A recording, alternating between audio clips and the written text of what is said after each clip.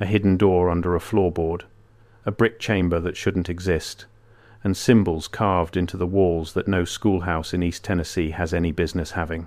When our demolition crew tore into the old Cross Hollow schoolhouse outside Sevierville last October, we thought we were pulling down a rotted mountain building. 1 story, 4 rooms, tin roof caving in, foundation soft from 130 years of Smoky Mountain rain. The county paid us $18,000 to take it down before the walls collapsed on a hiker. Standard job, 2 weeks tops. We were wrong about all of it. Because on day 3, when my foreman pulled up the floorboards of what the old maps called the children's room, the small classroom where kids aged 6 to 10 had learned their letters from 1894 all the way to 1942, we found a hatch, just under where the teacher's desk used to sit. Iron ring set flush into oak, so hardened by age it took a pry bar and a full-grown man's weight to lift. And below that hatch was a chamber, brick-lined, 10 feet by 10 feet, ceiling low enough that a tall man had to stoop. Air in there so still and cold it fogged our breath in October. And the walls. God, the walls. The walls were covered in carvings, not graffiti, not idle scratches from bored miners or drunken hunters. Real work, deep, deliberate, and old. Symbols we could not read, circles inside circles, a figure with too many arms. And in the centre of the eastern wall, worn smooth by what looked like decades of hands passing over it, a single mark that we would later learn appears in exactly 3 other places in the entire state of Tennessee, all of them under buildings built in the same narrow window of years. The children were sitting on top of it for almost 50 years, every school day, every reading lesson, every recess bell, directly above whatever that chamber was for. This is the story of what we found under the Cross Hollow schoolhouse, what the old county records actually say about who built it and why. And the pattern we are only now starting to see, connecting a handful of forgotten mountain schools to something much larger, much older, and much darker than a demolition crew should have ever had to think about. Stay with me, because by the end of this, you are going to understand why the man who originally commissioned that building in 1893 had his name struck from every public record in Sevier County within a decade of his death, and why no local historian has been willing to say his family name out loud since. Before we go any further, do me one favor. Down in the comments, tell me where you are watching from, what state, what country, what mountain range. Because part of what makes this story so unsettling is that the same architecture we found under this schoolhouse has been reported in old buildings from the Appalachians to the Ozarks to the Carpathians.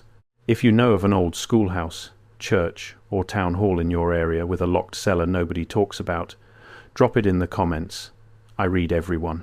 And the map we are building from these tips is starting to look like something nobody expected. Let me back up and tell you how we got there in the first place. The company I work for takes down old structures across East Tennessee and western North Carolina. Barns, tobacco sheds, collapsed farmhouses, the occasional church that a congregation cannot afford to restore. We are not archaeologists. We are not preservationists. We break things apart carefully, we salvage what has value, and we haul the rest to the county dump. That is the job. The Cross Hollow schoolhouse came to us through the Sevier County office of the property assessor. A hiker had gone off trail up near the ridge where the building sat and put his boot through what he thought was moss. Turned out to be a rotten porch step. He fell about 4 feet into a crawl space, broke his ankle, and had to be carried out by search and rescue. The county did the calculation. Take the building down for $18,000 or wait for a lawsuit that would cost them 100 times that. The check cleared in a week. I want you to picture where this place actually was. If you drive east out of Sevierville on Boyd's Creek Highway, then turn north on one of the little-named roads that follows a creek up into the foothills of the Great Smokies, you eventually run out of pavement. Gravel for another 2 miles. Then a fire road that only a truck with real clearance can handle. And at the end of that road, in a clearing that the mountain has been trying to reclaim for 80 years, sat the schoolhouse. It was one of those buildings that has become almost invisible from long neglect, roof grey with lichen, windows either boarded over or long since gone, empty frames looking out at nothing, the clapboard siding warped and lifted in places where the nails had rusted through. If you did not know it had been a school, you would guess a hunting cabin, or maybe a chapel that a family had abandoned. My foreman is a man named Wes. He has been doing this work for 26 years. He grew up in Cock County, an hour up the road from where we were standing, and he knows every kind of mountain building there is, split log cabins, post and beam barns, the little free-will Baptist churches that dot the hollows. When Wes looks at a building, he can tell you within a decade when it was framed, what the timber was cut from, and usually who built it, because there were only ever a few crews in this part of the state doing that kind of work. Wes walked around the Cross Hollow Schoolhouse for a full 20 minutes without saying anything, which was not like him. Finally he came back over to where I was pulling permits out of the truck, and he said, "This building is not right." I asked him what he meant. He said, "Look at the foundation." I looked. It was stone. River stone, mortared with what I now know was a lime and sand mix common to the 1890s in this region. Nothing unusual about that. Half the buildings from that era in these mountains sit on foundations exactly like it. He said, "Look at how tall it is." And when I actually looked, I saw what he was talking about. The foundation was almost 4 feet from the ground to the sill plate, which is a lot. For a one-story schoolhouse on a hillside, you would normally see a foundation of maybe 18 inches on the high side and 30 inches on the low side. This one was uniformly 46 inches all the way around, which meant there was a crawl space under that building, tall enough for a grown person to walk through in a crouch. Wes said, "They built this place over something. Nobody puts a foundation this tall under a schoolhouse unless they need the room." I did not think much of it at the time. I figured maybe it was for ventilation in the wet summers, or maybe there was some kind of storm shelter down there we would find when we started to dig. Old mountain schools sometimes had root cellars or cold storage under them for lunch supplies. That was my working theory. I was very wrong. Before we move on to the demolition itself, stop for a second. What you just heard about the foundation dimensions on Cross Hollow Schoolhouse is the part that changes everything. But it only makes sense when you see it written out next to the original Sevier County Survey records from 1893, the foundation height, the chamber footprint. It's all in the document linked below. Take 5 seconds right now, grab it, and then come back, because what comes next builds directly on it. The link is in the description. QR code is on your screen. We started demolition on a Monday. The plan was straightforward. Strip the roof first, because a collapsing roof is what kills demo crews, then take the walls down, section by section, using controlled pulls with the excavator, salvage the heart pine flooring, which is worth real money to reclaimed wood dealers in Nashville, and finally break up the foundation and haul it out. 2 weeks of work, maybe 10 days if the weather held. The roof came off on Monday and Tuesday. Tin sheets, dry rotted plywood, and under that the original wood shakes from the 1890s, still there in patches, still doing their job under everything the county had bolted on top of them over the decades. Wes pointed out that the shakes had been laid in a herringbone pattern, which is uncommon for a rural school and more typical of a chapel. I filed that in the back of my head and kept working. We took the interior walls down on Wednesday morning. And that is when the strangeness really started. Because the interior walls, the ones that separated the 4 classrooms, were not framed the same way as the exterior walls. They were much heavier. Full-dimensional 2x6 studs when a normal partition wall would have been 2x4. The children's room in particular, the small classroom on the southeast corner, had walls that were essentially reinforced. Doubled studs. Cross-bracing you would expect in a barn hayloft, not a classroom for 6-year-olds. Every stud in that room's walls had a small notch cut into it about waist high, and in those notches someone had laid a continuous iron strap that ran the entire perimeter of the room, wall to wall to wall to wall. A steel band, if you want to think of it that way, holding that one room in place. Wes and I stood there looking at it, and he said, "Whoever built this did not want that room to move." Move. That was the word he used. Not fall, not settle. Move. We took a lunch break and neither of us said much. Wes ate his sandwich staring at the reinforced wall. I sat in the truck and looked up the original county land records on my phone. The parcel was listed under the name of the Cross Hollow Educational Trust, established 1893, dissolved 1944. The trust's founding donor was a man named Elias Corbin. And there was a note in the record, in modern handwriting, someone in the assessor's office had added at some point over the last 20 years, that said simply, "See paper file, restricted, restricted county records." For a rural schoolhouse, I did not know what to make of that yet. I put the phone away and we went back to work. The floors came up in the afternoon, and that is where we found the second thing. We started in the main classroom, which was the largest of the 4 rooms and where most of the salvage value was. The heart pine came up beautifully. 20-inch wide boards, tight grain, minimal knots. The kind of lumber you cannot buy new at any price, because the trees it came from no longer exist in the southern Appalachians. Wes was in a good mood again. This was going to be a profitable job. Then we moved to the children's room, and when my ground man, a young guy named Cole, pulled up the 3rd board he tried to lift, he stopped, set down his pry bar, called Wes over. Because under the heart pine there was more wood, which is not unheard of. Sometimes an old floor gets a subfloor added over the years, but this was not a subfloor. It was a second finished floor, laid perpendicular to the first, in solid oak planking about 1.5 inches thick, and every single seam between those oak boards had been sealed with a bead of something grey and dull that we did not immediately recognize. Wes ran his thumbnail along one of the seams. Then he took his knife out and dug into it a little. Then he looked at me and he said, "This is lead." Lead, poured molten between the boards, hardened, and then covered by 130 years of dust and children's shoes. Our county building inspector came out the next morning to confirm it, because we had to log any hazardous materials before we could keep working. He took samples. He looked at the framing, he looked at the iron strap around the walls, and when he was done, he stood there for a long time with his hands on his hips, and he said, "In 22 years of doing this job, I have never seen anything like this in a schoolhouse. I have seen it exactly once in an old apothecary in Knoxville, where they were containing mercury from spilled thermometers. But I have never seen a floor lead sealed in a residential or educational structure, not once. You do not lead seal a schoolhouse floor, you lead seal something you are trying to contain, something you do not want to leak up." And that was the moment, standing there with the inspector in the ruins of a mountain classroom, that I stopped thinking of this as a demolition job and started thinking of it as something else. Because whatever the sealed floor was covering, we were about to have to open it. The county was not going to accept a signed-off demolition with a sealed chamber still under the site. It had to come up. It had to be documented. It had to be seen. And what we saw when we lifted that hatch is what the rest of this video is about. Lifting the hatch took 2 days.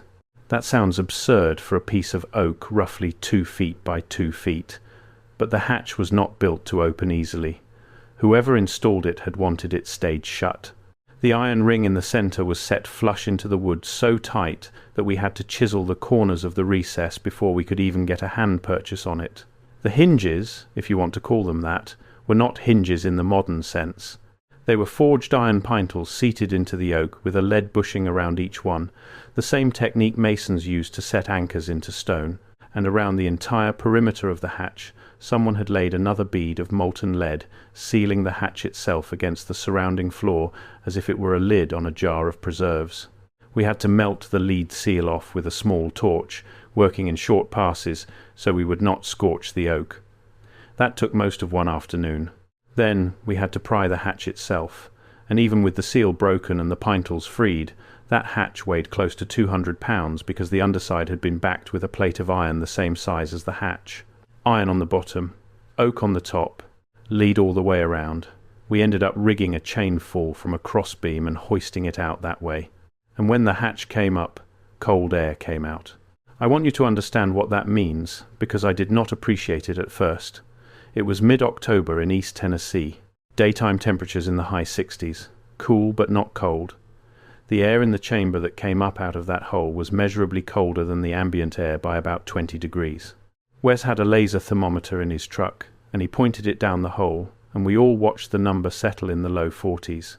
In a space that had been closed for at least 80 years, sealed, with no ventilation, cold. There should not have been cold air down there. Enclosed spaces without airflow, over long time frames, equalized to the temperature of the surrounding earth, which in this part of Tennessee sits around 56 degrees year-round. That is basic building physics. A closed brick chamber should have been in the mid-50s. This one was 42.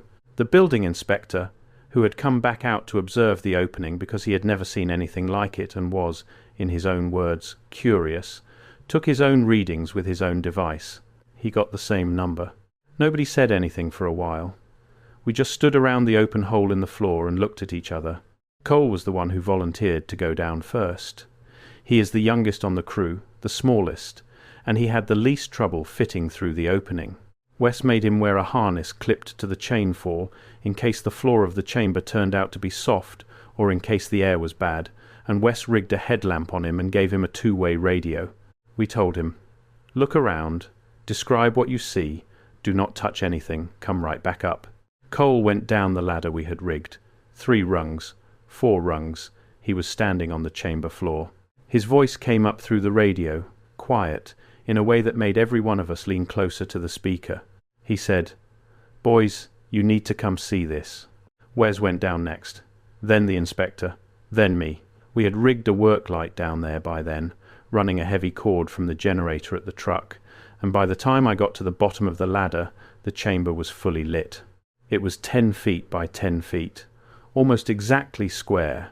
The floor was brick, laid in a herringbone pattern that matched the pattern of the roof shakes above us, which I noticed and immediately did not want to think about.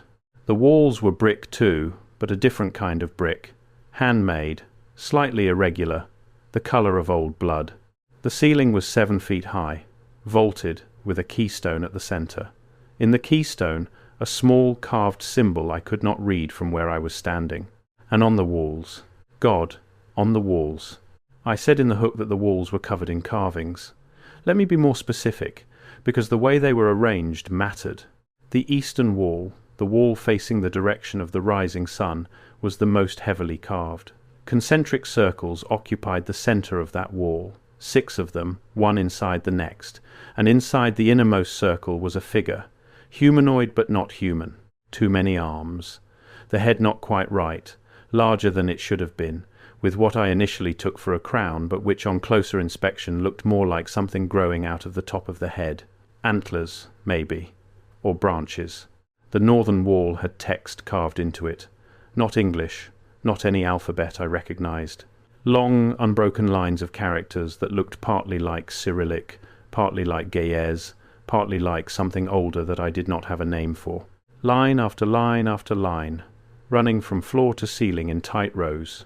The southern wall had a map, or something that behaved like a map, a large irregular shape in the centre, with smaller shapes arranged around it in a pattern that made me think, immediately, of a body of water with islands. But when I looked closer, I realized the smaller shapes were not islands, they were individual buildings, each one drawn in a rough schematic, and each one, I would later count, corresponding in shape to a real structure in East Tennessee that I could later find on modern maps. And the western wall, the wall facing the setting sun, was blank, almost, not entirely. In the exact centre of the western wall was a single small carving, about the size of a saucer, worn smooth in the way old church statuary gets worn smooth from generations of hands touching it in prayer. That was the mark I mentioned earlier.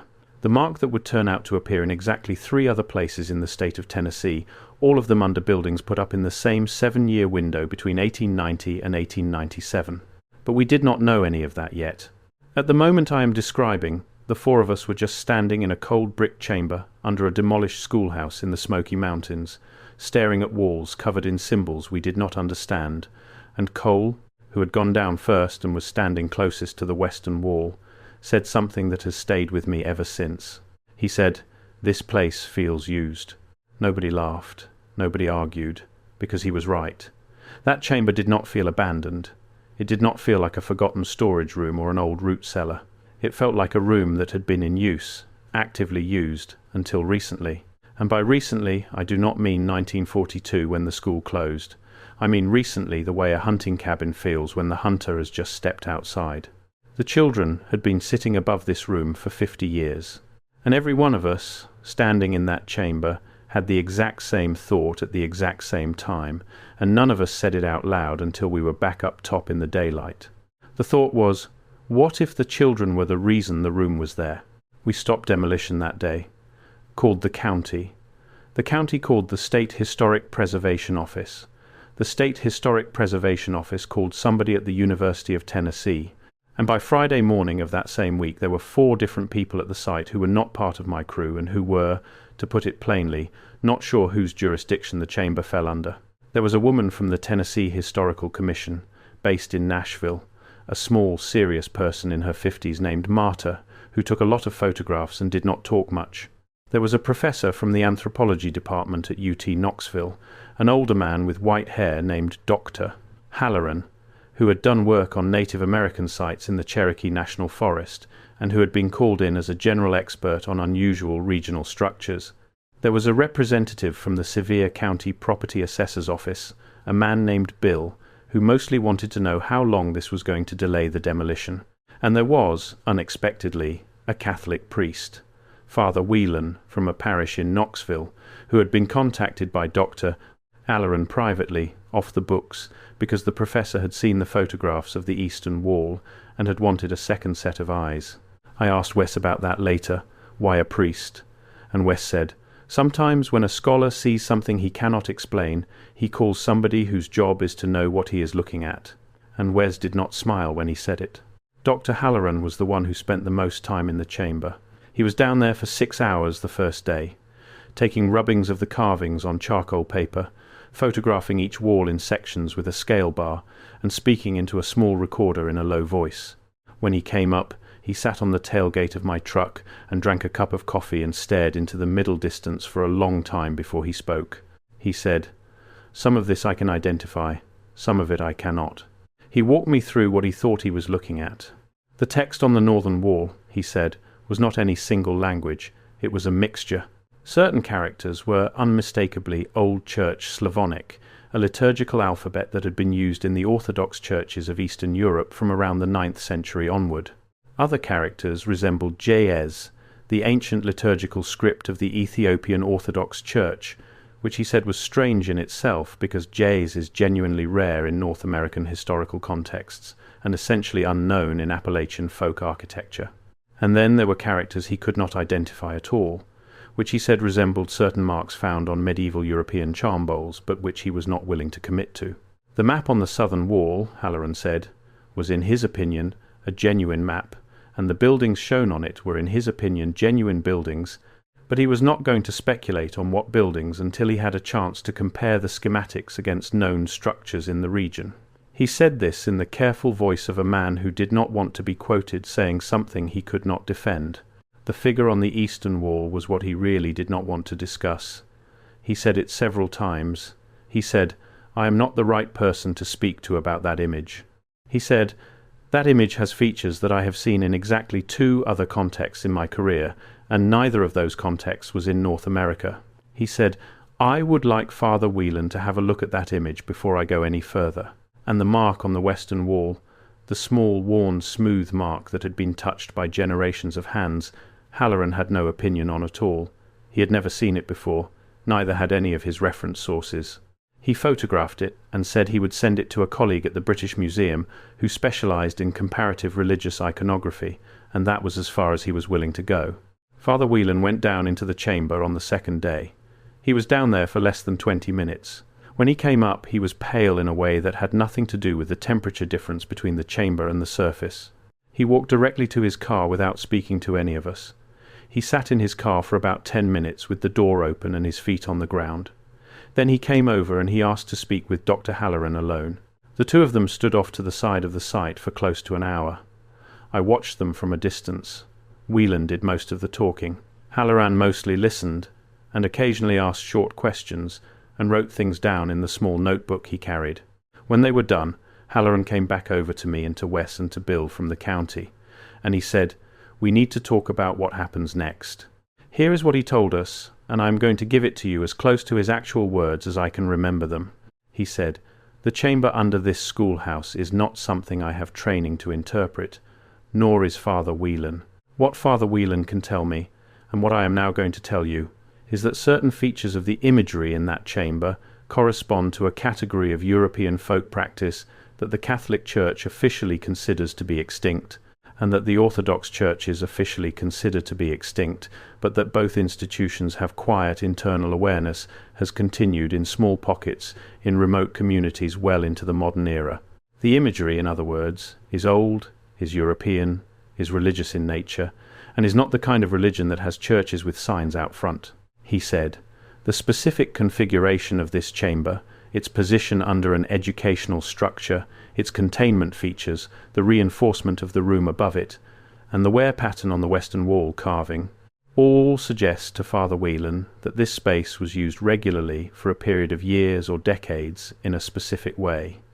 He is not going to describe that specific way to you, and I am not going to press him."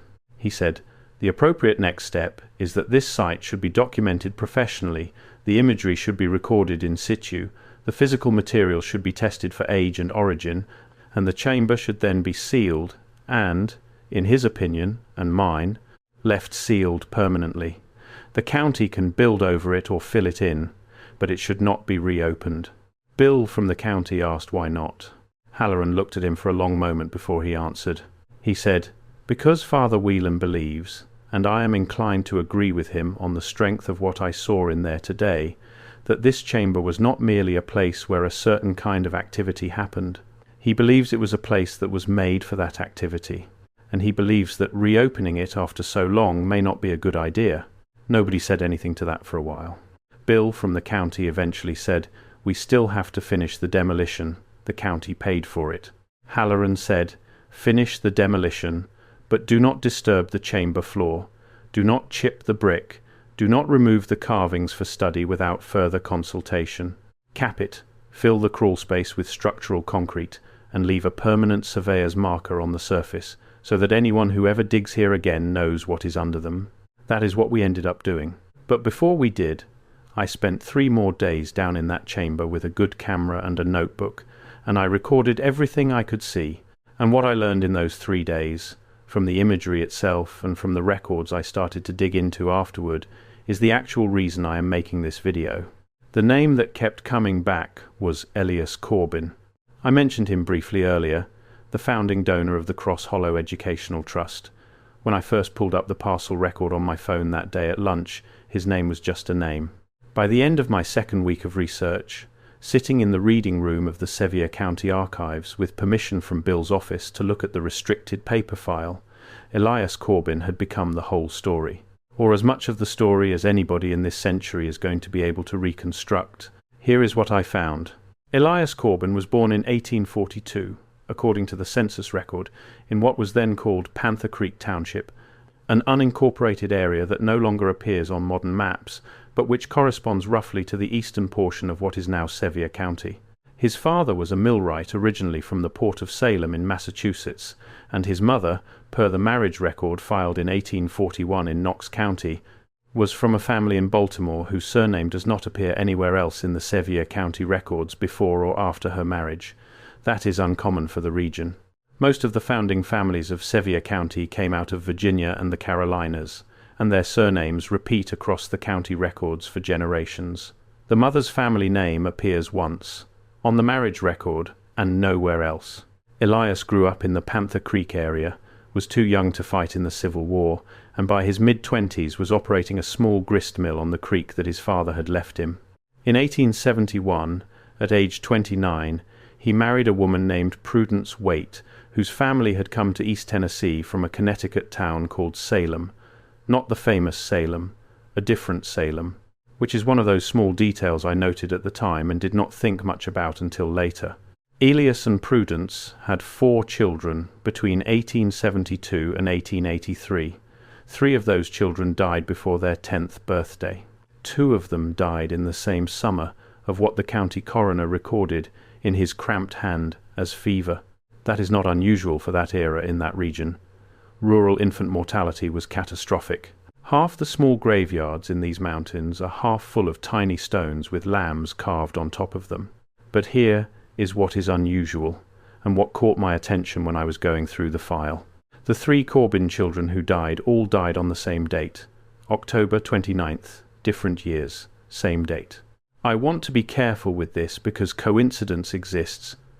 3 children in a family of 4, over 11 years, dying on the same calendar day is statistically unlikely, but not impossible.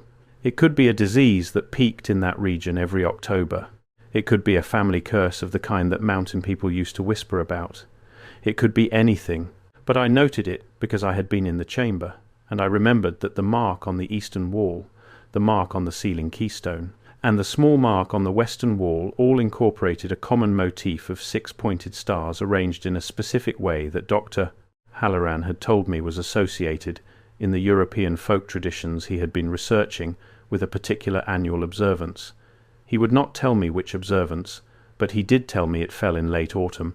Elias Corbin sold his grist mill in 1891 and used the proceeds, along with what appears to have been a substantial infusion of outside capital from parties not named in the file, to purchase 80 acres of land on the ridge above Cross Hollow.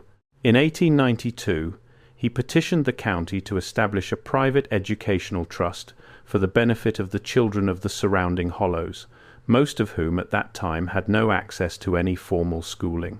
The petition was granted.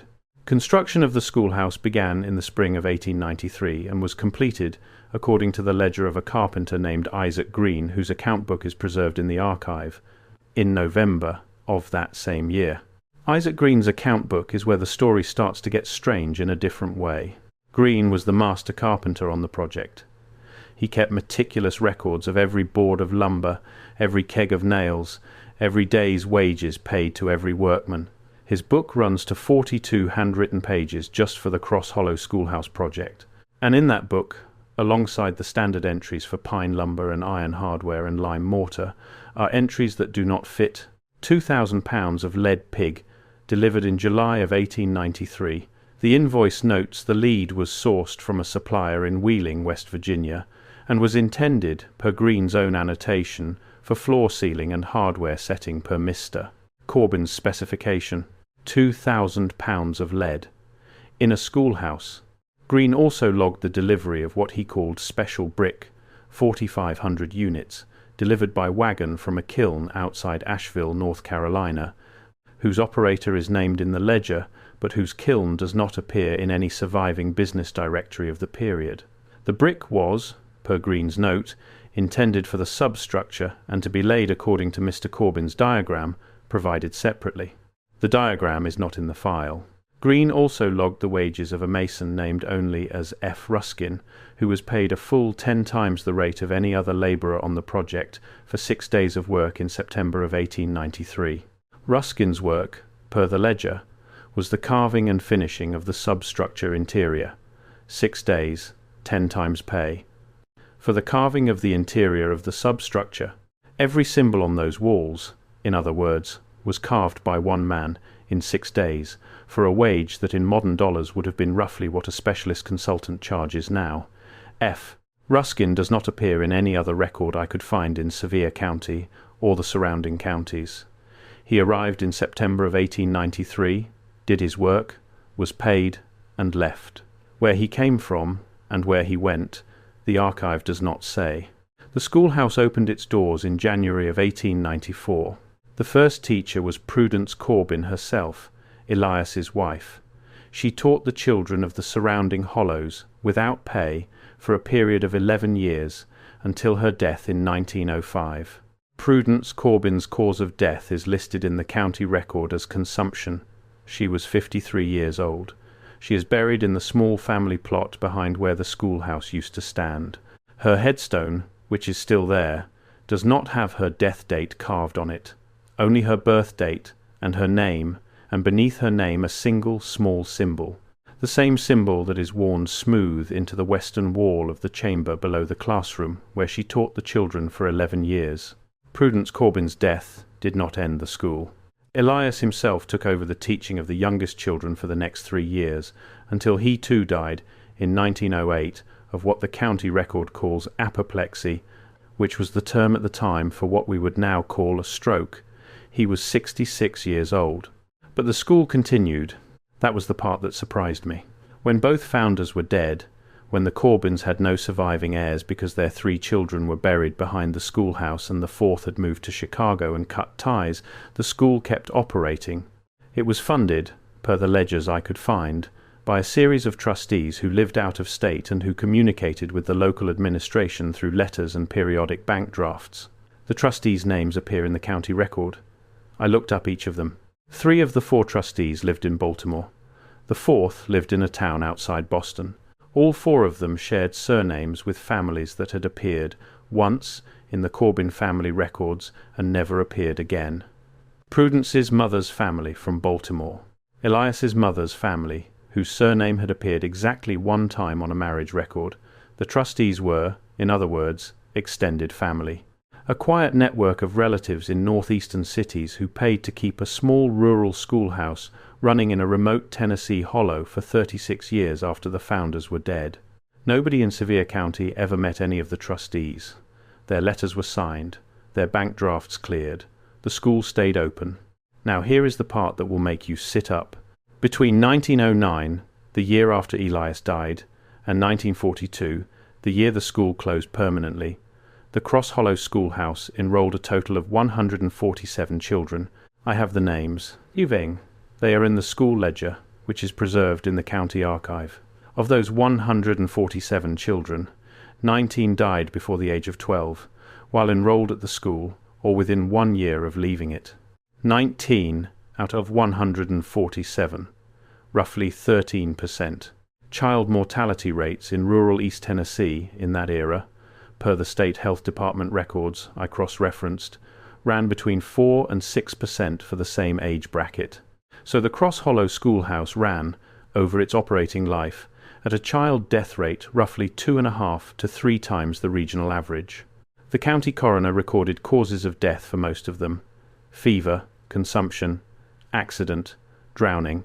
In 3 cases, the cause is listed as unknown. But when I plotted the death dates on a calendar, and this took me most of a weekend and a printout of every entry from the coroner's log, I found that of the 19 children who died, 11 of them died in the last week of October, in different years, spread across the school's operating life. 11 out of 19, in 1 week of the year. I want to say again that coincidence exists. I want to say that October is a dangerous month for children in rural areas, cold weather setting in, respiratory illnesses peaking, seasonal accidents like falls into cold creeks. I want to say that a small sample size like 19 deaths can cluster in ways that look meaningful and are not. But I looked at the coroner's log for 2 other rural schoolhouses in Sevier County that operated in the same period, cross-referenced for the same age range and the same October week, and neither of them showed anything like the same cluster. In one school, over 40 years of operation, no child deaths in that week. In the other, 1 death. Cross Hollow had 11. And when I laid the 11 death dates side by side with the calendar of that European folk observance Dr. Halloran had mentioned but would not name, the observance associated with the 6-pointed star motif that appeared throughout the chamber, I found that every one of the 11 deaths fell within the traditional observance window. Every one. The school closed in the spring of 1942. The last trustee, an elderly woman living in Baltimore, wrote a letter to the Sevier County Board of Education, which is in the archive, informing them that the trust was being dissolved for lack of interest, and that the property would revert to the county upon the completion of certain final arrangements.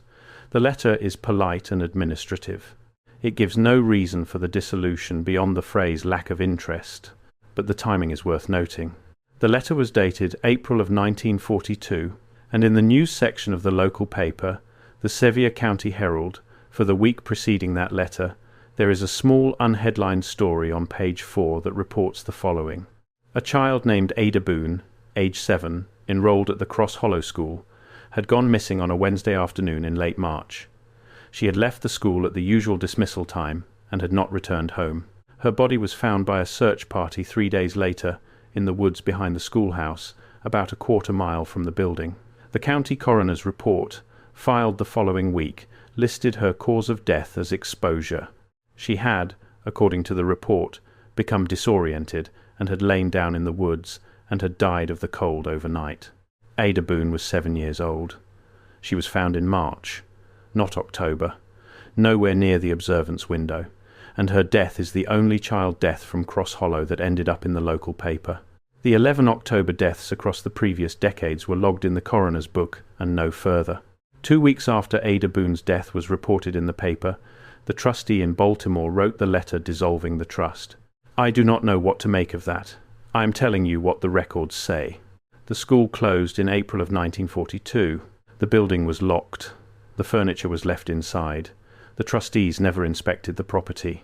The county did not take possession for another 11 years, and when they did, in 1953, the assessor at the time noted in his file that the building was in remarkably good condition, that no vandalism had occurred, and that the doors had been found locked with a padlock of a design that he did not recognize, and that he had to cut off with bolt cutters to gain entry. The padlock, he noted, appeared to be of European manufacture and was inscribed with a small mark on the underside that he sketched into the margin of his report. The sketched mark is in the archive. It is the same mark as the one on the western wall of the chamber below the classroom. Same mark, on the padlock. That kept the school sealed, for 11 years. I want to slow down here for a minute and give you some of the specific names from the coroner's log, because when you see them written out, the pattern becomes harder to file away as coincidence. The first child who died at Cross Hollow, after Prudence Corbin's own death, was a boy named Willem Hurst, aged 8, whose family had come to the Hollow from a small farm outside Newport in Cock County.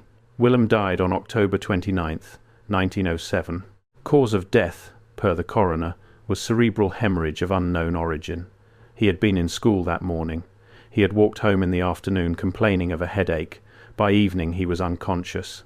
He died before midnight, 8 years old, in perfect health the week before, per the family physician's note preserved in the record. 2 years later, on the same date, a girl named Anna Corbett, aged 9, no relation to the Corbins despite the similar spelling, died at Cross Hollow of what the coroner listed as sudden cardiac failure. 9-year-old girls do not have sudden cardiac failure. The coroner in 18 and 1909 did not have the diagnostic tools to say anything more specific, and the record does not reflect any follow-up. In 1914, a set of twin brothers named Ezra and Ambrose Grimsley, aged 7, drowned in Cross Hollow Creek within an hour of each other on the afternoon of October 28th. The creek at that time of year runs low. It would be difficult for a healthy 7-year-old to drown in it accidentally, let alone 2 7-year-olds within the same hour, at points in the creek roughly 100 yards apart. The coroner ruled the deaths accidental. No inquest was held. There are more. There are 8 more. I am not going to read all of their names into this video because the point is made, and because I do not want to turn this into a memorial when the families of these children have every right to have their loved ones remembered on their own terms and not as data points in a video by a stranger. But I do want to say this. Every single one of those 11 October children has a headstone. Most of them are in small family plots scattered across the hollows in eastern Sevier County. I have visited 7 of them personally over the past year. 6 of the 7 headstones bear, worked into the design of the stone, either explicitly or in a decorative border, some version of the 6-pointed star motif that appeared throughout the chamber at Cross Hollow. 6 out of 7. In small mountain graveyards, most of them Baptist or Methodist by denomination, in a region where 6-pointed stars are not a traditional Christian funerary symbol. I do not know what to do with that observation, but I want it on the record. One more thing about the school's operating years, and then I will move to the wider pattern. I mentioned that the trustees, after Elias Corbin's death in 1908, lived out of state and communicated primarily by letter. I was able to locate, in the archive, roughly 40 of those letters, spanning the years 1909 through 1936. Most of them are administrative. Requests for enrollment updates, approvals of teacher salaries, instructions for building maintenance. Nothing that would raise a flag on a casual read. But there are 7 letters, spread across those decades, that share a specific formal structure. Each one is short. Each one is dated in the 2nd week of October. Each one addresses the current head teacher of the school by name and gives a specific instruction for the observance of what the letter calls, quote, the annual attendance requirement, end quote, on the final Thursday of that month. The letters do not describe what the annual attendance requirement is. They assume the recipient already knows. They give times. They give a list of names which I have been able to correlate against the enrollment ledger and which appear to be the names of specific children who were to be present. And they close, invariably, with the same phrase in Latin, which I will not read out loud, but which translates roughly to, "May the door open only inward." May the door open only inward. 7 letters, across 27 years. Written to 7 different head teachers, all of whom, when I looked them up, turned out to be women recruited from outside Sevier County, brought in specifically to run the school for terms of 5 to 7 years, and each of whom, when their term ended, moved back to the town they had come from, and in 5 of the 7 cases never appeared in any public record again. I do not know what to make of that either. I am giving you what the archive contains. After the demolition was finished and the chamber was capped with structural concrete and a small brass survey marker was set into the surface of the fill, I went home for a few weeks and tried to forget about it. I did not succeed at that. So I started looking, on my own time and on my own dime, for the other places where the mark on the western wall might appear. Dr. Halloran had told me, in one of the last conversations we had at the site, that his colleague at the British Museum had eventually gotten back to him about the small, worn, smooth carving. The colleague had recognized it.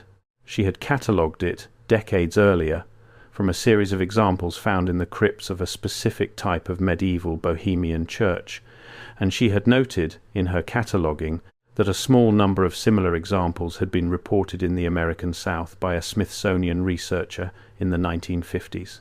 That researcher's field notes had been archived, unpublished, and mostly forgotten. Halloran got me a copy of those notes. It took him 3 months. When I finally received the photocopy, it ran to 68 pages of handwritten fieldwork covering 10 different sites the researcher had visited in the American South between 1951 and 1956. Of those 10 sites, 3 were in Tennessee. The first site was a former Methodist meeting house outside Cookeville in Putnam County that had been converted into a private residence in the 1920s. The researcher had photographed a small carving on a wooden lintel above a basement doorway. The photograph, faded but legible, shows the same mark. The house is still standing. It is a private residence. I drove out to it in December of last year. The current owners, a retired couple, told me they had lived there for 41 years, that the basement doorway had been sealed shut when they bought the property in 1983, and that the previous owner had specifically instructed them, in the closing paperwork, that the basement was not to be reopened under any circumstances. They had honoured that instruction. They did not know why the instruction had been given. They had thought it was superstition. The second site was a small unaffiliated church, called only Ridge Chapel in the researcher's notes, in a hollow in Granger County. The building no longer exists. It burned to the ground in 1963, per the county fire marshal's records, in a fire whose cause was listed as undetermined. The foundation is still there. I walked the site last January. In the centre of what would have been the sanctuary floor, partially exposed by decades of erosion, I found a brick paver with a small carving on its underside that I turned over and photographed. Same mark, weathered but visible. The third site was a private school for orphans in Cumberland County called the Halcombe Home, which had operated from 1896 until 1937. The main building was demolished in the 1960s to make way for a state highway extension. The researcher, in his field notes from 1953, had documented a small chamber under the building, accessible through a trapdoor in the kitchen floor, containing wall carvings that he described in some detail. His description matches, feature for feature, the chamber under the cross-hollow schoolhouse. Same eastern wall figure, same herringbone brick floor, same worn mark on the western wall. The Halcombe Home, for orphans, for 41 years. In Cumberland County, the researcher's notes on the Halcombe Home also included a footnote that I did not understand until I read it 3 times. The footnote read, quote, "Informant states the arrangement is not local in origin, but was imported by families arriving in the late 1860s from a specific community in the Bohemian region of the Austro-Hungarian Empire, and that similar arrangements exist in 3 known sites in North Carolina, 2 in Kentucky, and 1 in Virginia. Total continental North American count, as of this writing, approximately 14, end quote. 14 sites. Across the Appalachians. Established by families who came from a specific region of Central Europe in the late 1860s, all within a narrow window of years, all with the same architectural signature, all with the same carved mark, all positioned under buildings that housed children. I have been able to locate, over the past year, the 3 sites in North Carolina mentioned in the researcher's footnote. 2 of them have been demolished. 1 is still standing, converted into a private hunting lodge, and the current owner will not allow visitors. I have not yet been able to locate the 2 Kentucky sites or the Virginia site. If any of you watching this know of an old orphanage, school, church, or town hall in your area that fits the pattern, that is what I meant earlier when I asked you to leave a comment. I am building a map. The map is incomplete. Any tip helps. Now let me tell you what I think all this means, because I have been sitting on this for a while and I want to say it out loud. I do not believe, and I want to be clear about this, that everyone associated with these buildings was participating in whatever the chambers were made for. I do not believe most of the teachers knew. I do not believe most of the parents knew. I do not believe most of the children who died were killed by human hand. Some of them almost certainly died of natural causes that happened to cluster in the wrong week of the year. But I do believe, and I think the records support this, that a small network of families, connected by ancestry to a specific region of Central Europe, arrived in the American Southeast in the years after the American Civil War, spread themselves out across the Appalachian region, established institutions for the care and education of children, and constructed under those institutions a specific type of chamber for the purpose of a specific type of practice. And I believe that practice continued, in a diminishing way, into the middle of the 20th century, and may not be entirely finished even now. That is a large claim. I know it is a large claim. I have offered you what evidence I have. You can weigh it. But the 14 sites are real. The mark is real. The chamber under Cross Hollow is real, and it is now under 20 inches of structural concrete and a brass marker, and it is not going to be opened again in my lifetime if I have anything to say about it. And the 11 Cross Hollow children who died in the last week of October over the operating years of that school are real, and their names are in the county archive, and if you want, I can share them.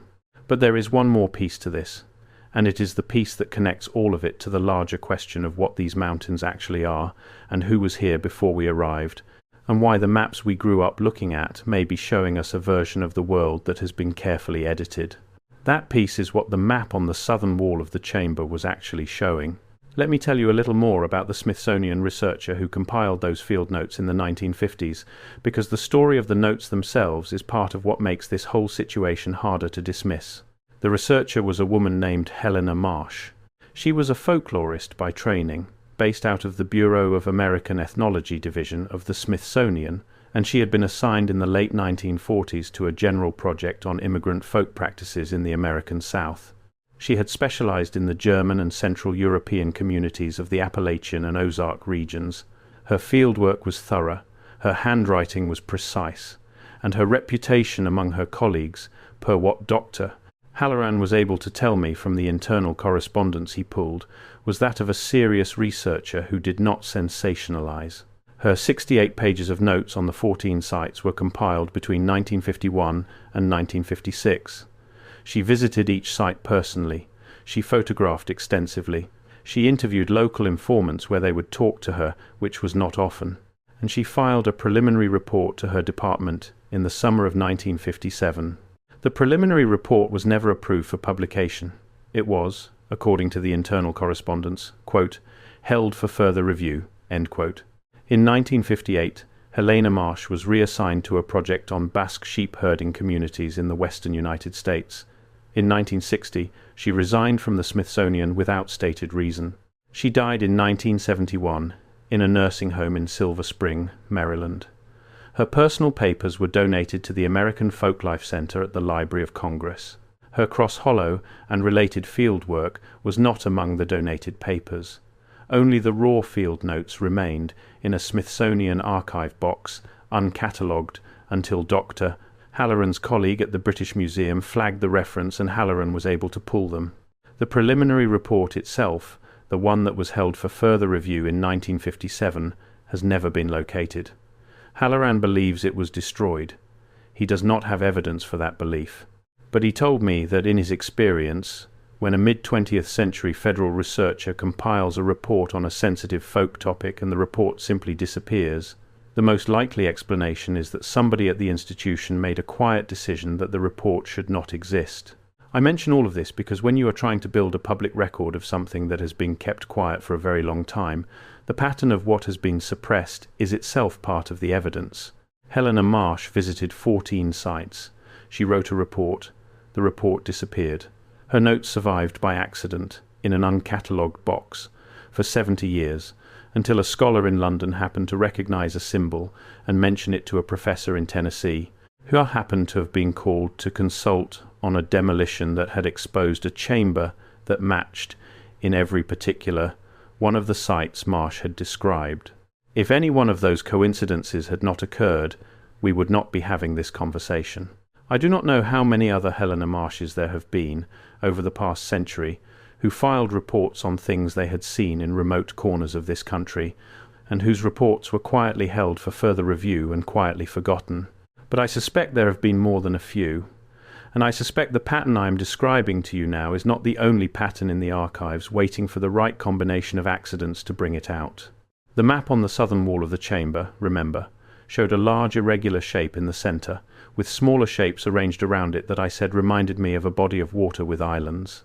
When I looked more closely, the smaller shapes were buildings, each drawn in schematic form, each corresponding, as I later verified, to real structures scattered across East Tennessee, western North Carolina, and southwestern Virginia. But the large irregular shape in the centre of the map, the shape I had initially read as a body of water, was not a body of water, it was a land mass. And when I did what I should have done first, and rotated the photograph of that wall in different orientations against modern topographical maps of the southern Appalachian region, I realized what I was looking at. It was the Appalachian mountain range itself, but drawn from a viewpoint that no cartographer in the 1890s should have had access to. Overhead, satellite perspective, correct proportions, correct orientations, correct relative positions of ridgelines and river valleys. You cannot draw a map like that from ground level. You cannot draw a map like that from a hot air balloon. You certainly cannot draw a map like that from a survey team walking with chains and theodolites through dense forest cover, which was the state of the art in the 1890s. The southern wall of the chamber, under Cross Hollow Schoolhouse, contained a satellite view map of the Appalachian Mountains, showing the locations of 14 structures that all shared a specific architectural signature, and it was carved by a man named F. Ruskin in 6 days in September of 1893. Now, for those of you who have been in this rabbit hole for a while, I do not have to tell you where this connects. For those of you who are new, let me lay it out briefly.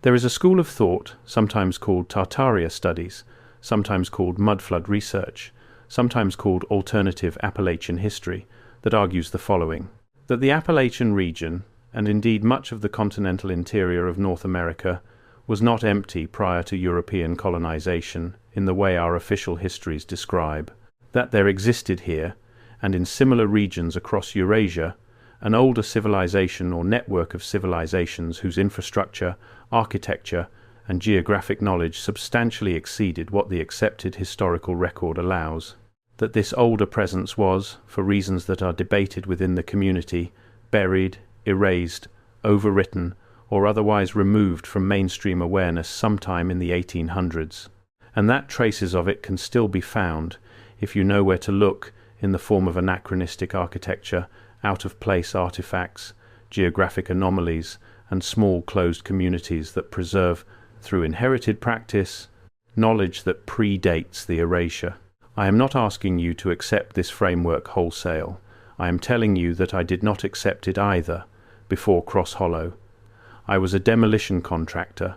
I broke old buildings apart for money. But I sat in that chamber with a good camera for 3 days, and I photographed a satellite view map of the Appalachian Mountains carved into a brick wall by a European stonemason in 1893.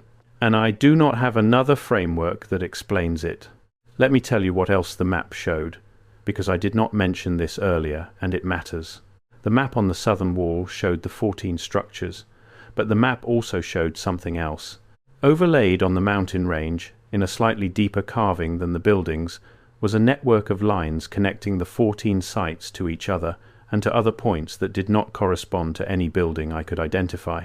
Some of those other points fell on natural features, mountain peaks, river confluences, specific bends in specific rivers. Some fell on nothing I could identify at all. But when I laid the lines out on a modern topographical map, using the 14 known sites as anchors, the network of lines corresponded with a precision that surprised me to what researchers in the alternative Appalachian community have called ley lines. Not the term used by the carver, obviously. The carver used no words at all on that wall, only lines, but the geometry matches. The 14 sites, in other words, were not scattered randomly across the region. They were placed at specific nodes on a specific network.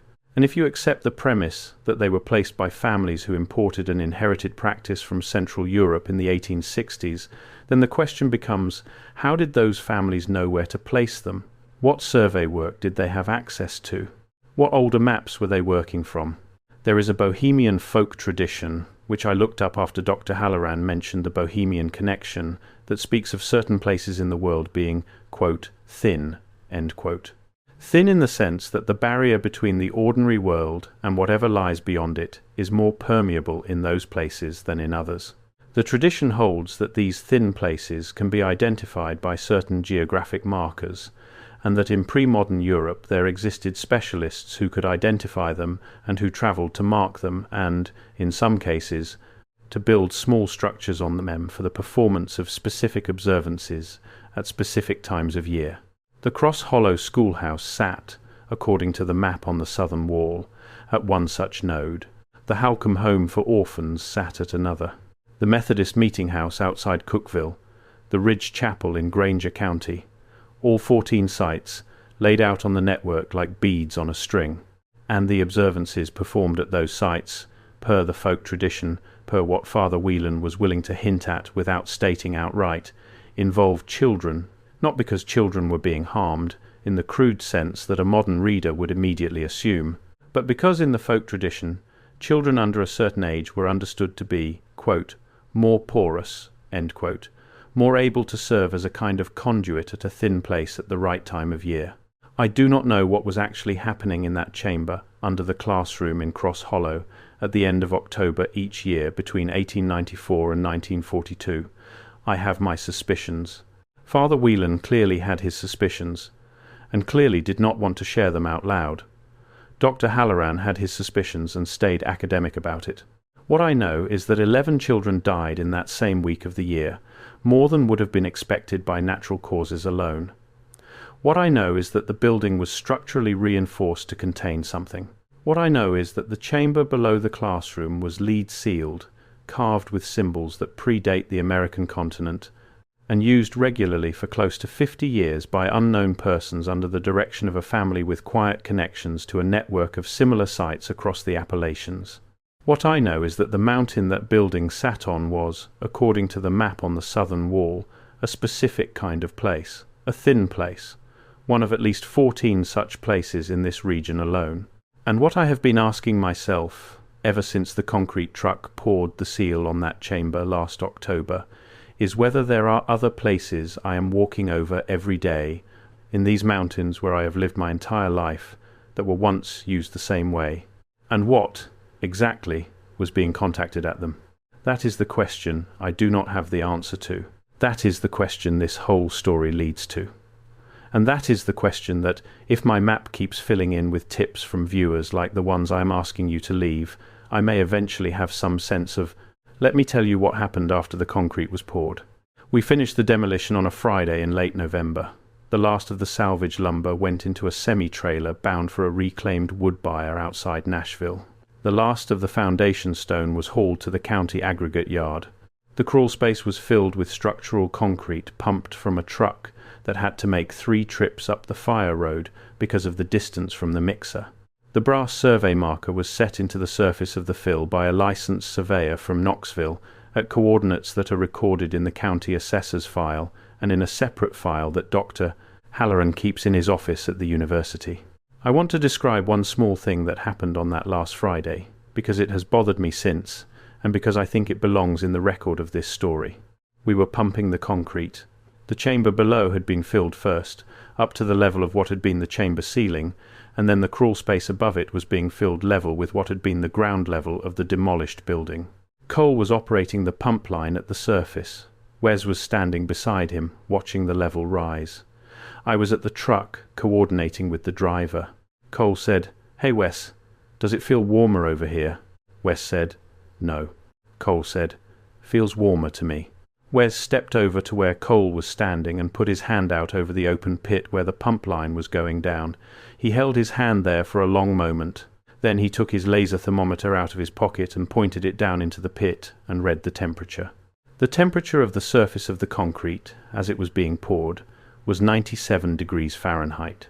That is not unusual for freshly mixed concrete. Concrete cures exothermically. It gives off heat. Nothing supernatural about a warm concrete pour. But then Wes turned the thermometer and pointed it at the surrounding earth, the walls of the pit itself, on the sides where no concrete had been poured yet. The earth of the crawl space, which had been 42 degrees when we first opened the chamber 6 weeks earlier, and which had been consistent at that temperature every time we had checked it since, was now reading 71 degrees. 71 degrees.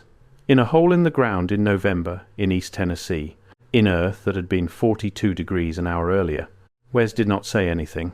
He put the thermometer back in his pocket. He walked over to where I was standing at the truck. He said, "We are finishing this pour, and we are getting off this mountain, and we are not coming back." We finished the pour. We packed up the equipment. We drove down the fire road as the sun was setting behind the ridge. I have been back to the site exactly once since. That was 3 weeks ago, in September of this year, when Dr. Halloran called me and asked me to meet him and Father Whelan at the site.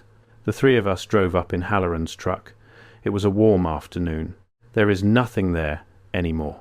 Just the clearing, the concrete pad flush with the ground, the brass survey marker with its inscription, and the family graveyard behind where the schoolhouse used to stand, where Elias and Prudence Corbin and their 3 children are buried.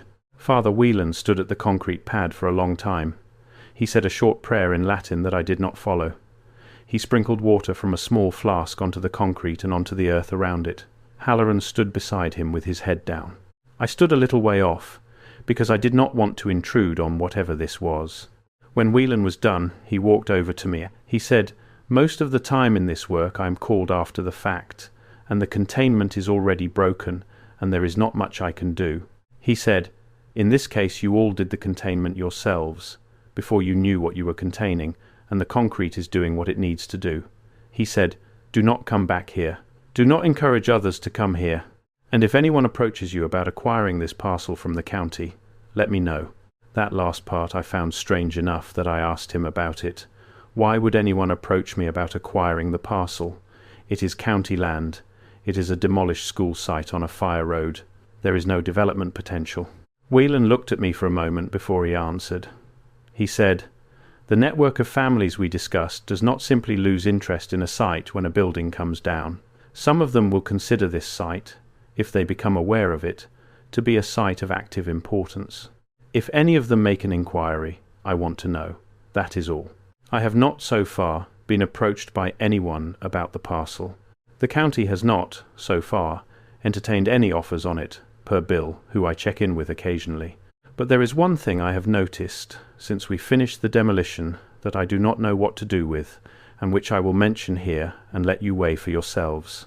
The parcel next to the Cross Hollow Schoolhouse parcel, up the fire road another quarter-mile, is a small piece of land that had been in the same family since the 1840s. Nothing built on it, just woods and a creek. In the spring of this year, roughly 6 months after the Cross Hollow demolition was completed, that adjacent parcel was quietly purchased from the descendants of the original family by a buyer whose name, when I looked it up in the county records, turned out to be a limited liability company registered in Delaware, whose officer of record is an attorney in Baltimore whose surname matches one of the surnames on the original trustee list for the Cross Hollow Educational Trust in 1912. I noticed that pattern 6 weeks ago.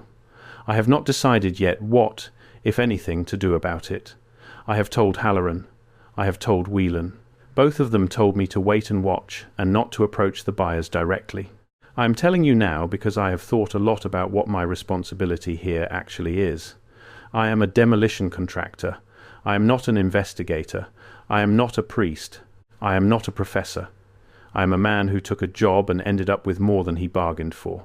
But I do think that some things need to be said out loud, in public, so that they are on record. So that if something happens later, on that adjacent parcel, or on any of the other sites in this pattern, there is a video somebody made once that laid it all out, and that some future viewer can point to and say, "We were told." You are that future viewer now, if you have made it this far. And you are, whether you wanted to be or not, part of the record of this story. Here is what I am going to leave you with. For 130 years, that mountain schoolhouse stood in a clearing at the end of a fire road in a hollow that most people in Sevier County did not know existed.